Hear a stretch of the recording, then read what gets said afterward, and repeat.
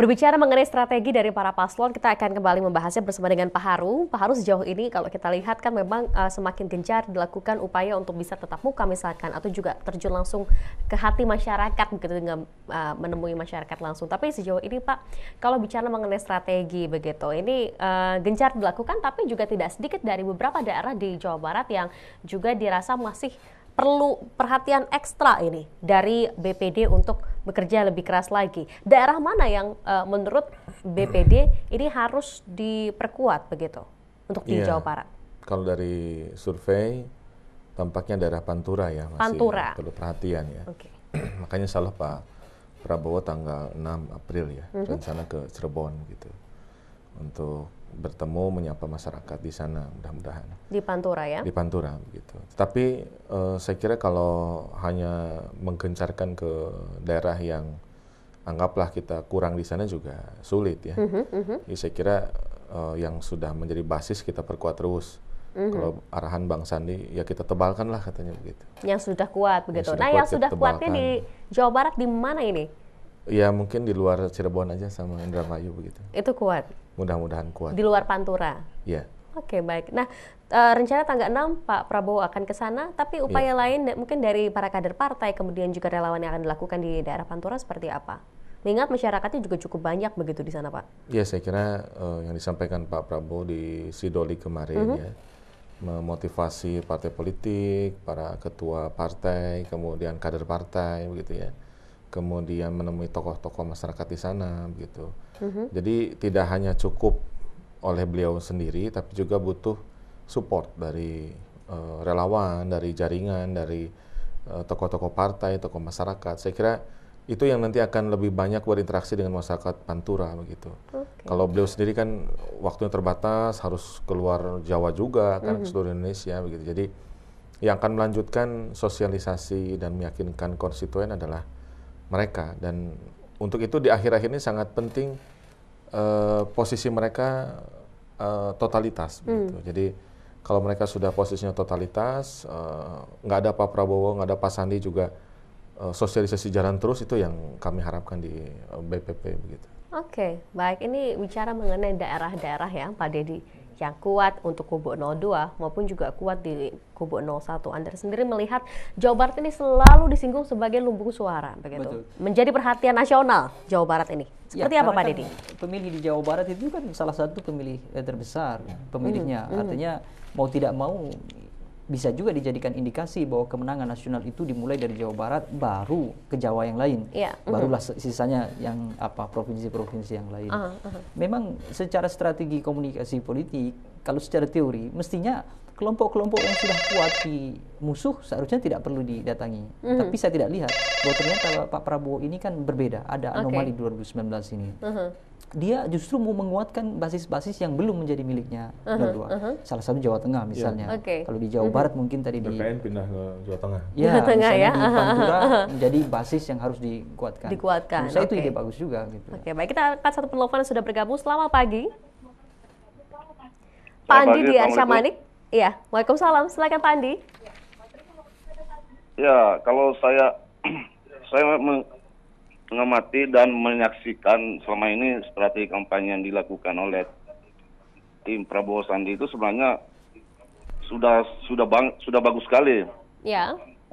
Jadi sebenarnya kalau kita bicara Jawa Barat itu kan dari dulu lumbungnya memang Pak Prabowo. Dari 2000 pemilu yang lalu kita memang Prabowo unggul besar di daerah ini. Saya pikir Pak Haru itu lebih tahu, itu harus dipertahankan kayaknya. Cuma saya sangat mengkritisi soal apakah memang sengaja oleh siapa itu yang mempersulit. Kalau seperti di Pakansari Bogor nggak boleh masuk di stadion. Nah, kemudian di Sidoli kemarin itu saya kritisi masalah kenapa memilih lapangan Sidoli di dalam kota. Itu sangat pasti para pendukung ini tidak bisa terakses semuanya. Seharusnya di stadion lebih besar kayak GBLA atau Sport Center Acamanik. Nah, jadi begini, saya mau bilang sama pengamat politik ini, Saudara Dedi ini, harusnya dalam hal kampanye itu, ini kan fasilitas negara. Mohon maaf kalau misalnya ada yang menghambat kampanye tim Prabowo Sandi ini sebetulnya nggak boleh terjadi itu. Harus adil. Oke. Kalau misalnya Stadion GBLA itu saya yakin itu manusia pasti membeludak di sana. Kenapa harusnya di stadion kecil-kecil seperti Arcamat, di Stadion Sidolik itu banyak sekali pendukung dari luar itu nggak bisa masuk. Sudah dikatakan udah macet di dalam. Nah, jadi begini Mbak, seperti Pak Deddy bilang ada kartu-kartu segala macam. Mohon maaf, kartu itu belum bisa kita mengatakan bahwa dari penguasa itu bahwa itu ada strategi jitu untuk memberikan lumus suara. Bukan kartu-kartu yang butuhkan masyarakat. Bukti apa yang dilakukan selama ini pemerintahan selama ini kan kita sudah lihat bagaimana kehidupan masyarakat kecil yang mulai dari tarif listrik 100% naik, BBM itu tidak turun naik.